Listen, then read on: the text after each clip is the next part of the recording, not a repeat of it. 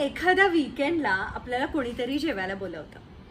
मग हे जेवायला बोलवणारे जर आपल्या गावाकडचे असतील तर त्या संध्याकाळी स्वयंपाकाला मात्र सुट्टी असते, पण छानसा ड्रेस आणि स्वतःचा आवरायची घाई होते.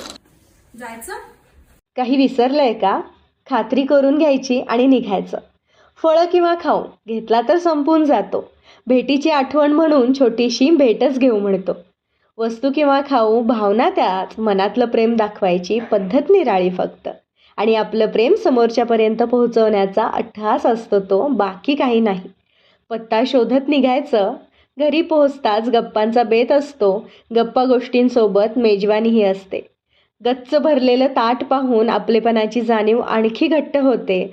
बघता बघता वेळ कसा निघून जातो. आपल्या माणसाला भेटलेलं समाधान मात्र उरतं आणि दिवस सार्थकी लागतो.